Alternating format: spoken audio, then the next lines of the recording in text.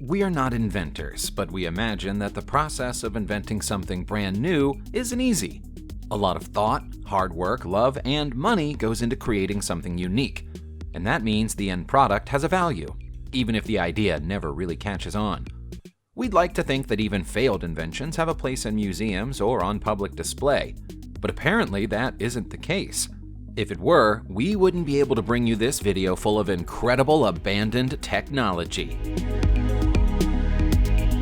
There's a top-secret plane hidden away in an old warehouse in Nizhny Novgorod in Russia, which is officially known as the Rescuer, but it's never completed a single rescue mission. The Spazatel project was supposed to result in the creation of an ekranoplan, capable of flying at high speed over water by making use of the ground effect. The Russians started work on the project during the 1990s with the original intention of building a missile carrier. But during the initial construction process, the plan changed, and the team responsible for it were tasked with turning the plane into a state-of-the-art sea rescue ambulance instead. The shell of the aircraft inside the warehouse today is said to be around 90% finished, but it looks increasingly likely that the remaining 10% will never be built. Government funding was withdrawn from the project because it was taking too long, and all the workers were sent home. A group of ekranoplan enthusiasts is still trying to raise enough funds to finish the job to this day, but it looks like a futile effort. Sometimes technology becomes abandoned purely because its purpose has been served. That's the case for these Tucker SnoCat Type 743 vehicles, which are holed up inside a crumbling farmhouse. They were built for the Belgian-Dutch Antarctic expedition of 1964, and at the time of their creation, they were finished off with artwork on the doors painted by the famous Belgian comic creator Herg, best known for Tintin. Sadly, the artwork has long since been defaced by vandals. The dual-nation mission lasted for 3 years in the freezing conditions, with a primary focus on meteorological work. In 1967, it was decided that all of the information that could be gathered had already been obtained, and so the team went home. Unusually for Antarctic exploration vessels, the SnoCats made the return trip, but no further use was ever found for them. They were parked up 50 years ago with spare parts and supplies still in the hold, and then the team walked away from them. Surely they deserve to be in a museum, not falling to pieces in a broken-down barn. If you ever want to go looking for abandoned tugboats, take a trip to Staten Island in New York. You'll find more than 24 of them in various states of disrepair. The so-called Tugboat Graveyard is well known to New York residents, who think that the site on the Arthur Kill waterway is something of an eyesore. The remnants of the ships that float here are all that's left of a fleet that once existed around the piers of the New York coastline. The Witt Marine Equipment Company was once charged with breaking up the ships, of which there were once 200, but they appear to have given up the job with around 25 of them still waiting to be attended to. Any useful part or material of the ships has either been stolen or stripped away over time, leaving only the shells of the boats, which rub together shoulder to shoulder as they slowly sink into the mud banks. Looking at the state of some of them, nature will soon complete the demolition work without any human assistance. The McBarge was built to prove that McDonald's could make a floating restaurant and could, therefore, take fast food anywhere in the world. Nowadays, it's proof that McDonald's doesn't always clean up its mess. The barge was created for the Expo World Fair of 1986 in Vancouver, Canada, and served thousands of business people and guests who attended the fair. When the festival came to an end, McDonald's removed all of their supplies and equipment and left Vancouver with a 180-foot-long barge floating in its waters that nobody could find a use for. The steel and glass design of the barge was probably considered innovative for the 1980s, but without anyone to care for it, it hasn't aged well, and is now something of a rusty embarrassment. Surprisingly, even though it's been more than 30 years since anybody went inside, the hull is still watertight, and the barge is still considered to be operational. There was even talk of someone turning it into a bar in 2015. But 5 years have passed and there's been no sign of renovation work commencing. How much longer will it be left here? Back in 1968, Robert Bevington and Waldo K. Kottner formed the American Quality Coach Company with a strange idea. They believed that it was possible to create coaches and utility vehicles for any purpose around the frame of the Oldsmobile Tornado. The friends and business partners had plans to use the Tornado as a platform to create combination cars, ambulances, hearses, and limousines. But the creation of the limousine is as far as their company ever got. This is the AQC Jetway 707, which was designed to function as an airport limo. The car is 28 feet long, seats 15 people, and is thought to be the first limousine in history to have twin rear axles. On top of that, it had a raised roof and skylights, and a small cargo hold with a twin door. All of this was loaded on top of a 1968 Tornado chassis.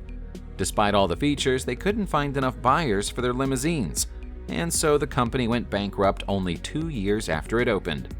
This battered example of a jetway in Otoe, Nebraska, is believed to be one of very few still in existence. The emergency services will always want to make use of the very latest technology to help them save lives. That means that when new technology becomes available, old vehicles immediately become obsolete. In most countries, the unwanted vehicles will be scrapped or recycled, but France isn't like most countries. The pictures you see here come from a warehouse that's typical of many all over the nation, with hundreds of old fire trucks gathering dust in the darkness. The oldest of the trucks here is over a century old. Nobody seems to know why France is hoarding disused fire trucks like this. Some people say that there's a plan for a National Emergency Services Museum, but there's no sign of one opening, and it's doubtful any single museum could house this many vehicles anyway. Some of the trucks are still in working order, so at least the French government knows that they have emergency reserves to call upon in the event of a large-scale fire breakout. As for the rest, they're dusty, cracked, and broken, and yet they still possess an air of dignity.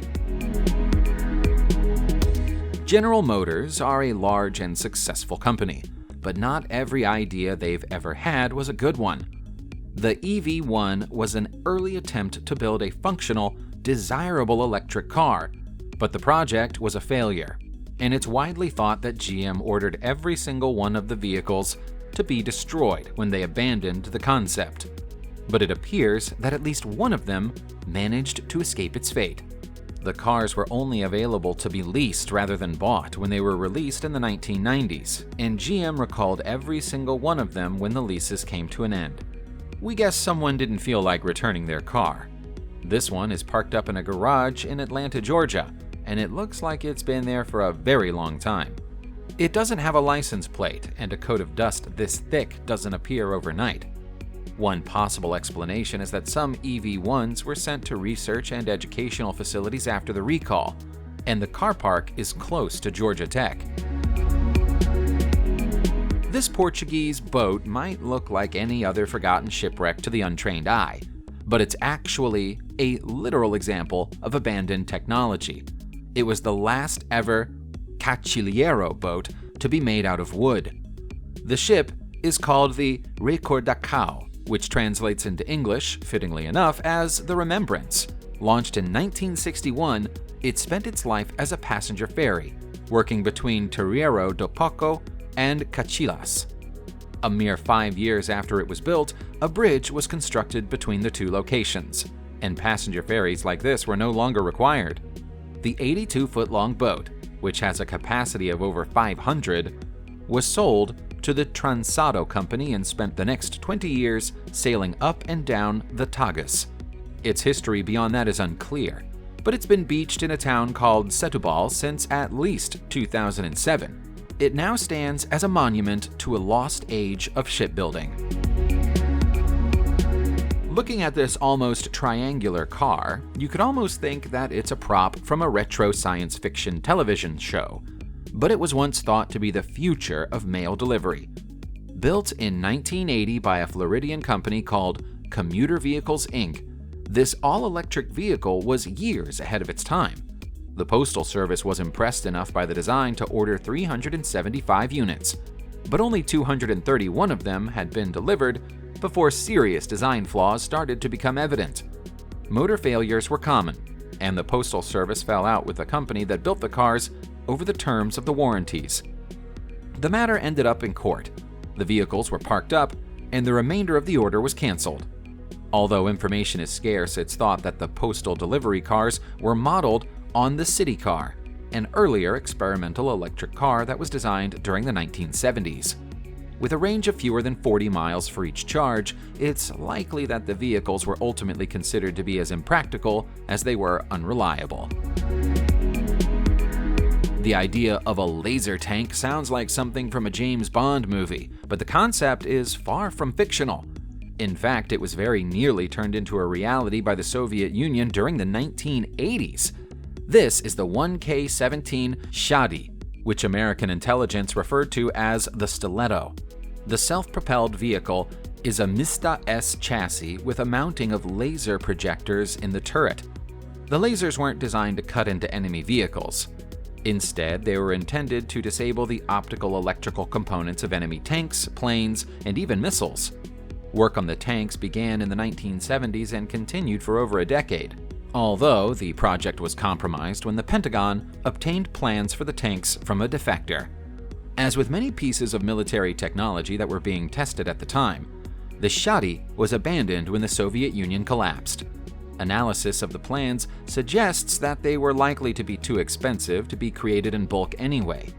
The laser system involved firing concentrated light through a 60-pound cluster of artificial rubies, with the laser optics contained at the end of a spiral coated in silver. Aviation technology has moved on a long way since people were building Bristol 170 fighter planes, which makes this shattered and moss-covered example on a New Zealand farm one of the very last of its kind. Sadly, it's not looking its best right now.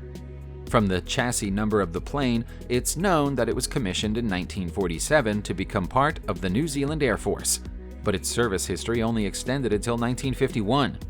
It's unknown why the military chose to dispose of it so quickly, but after that it passed from private owner to private owner until Mark Dwen found it in the mid-1980s. By that point, someone had removed the wings and the plane was probably better suited to being scrapped than anything else. Mark decided to take pity on it and had it moved to farmland, so it could become part of the local environment. It will never take off into the skies again, but that doesn't stop it from being visited by flying creatures. Whole generations of birds have used it for nesting, and will probably continue to do so for many years to come. We all know what a military tank looks like today, but that's only because the concept of a tank has had decades to evolve into the perfect shape. Back when the idea of a tank was still new, many different designs were trialed, such as this Russian Tsar Tank from 1915. For a supposedly armored vehicle, it looks very flimsy, so you probably wouldn't be surprised to hear that it never made it beyond the prototype stage. With its two enormous front wheels, it looked more like a bicycle than a tank, and moved more like one as well.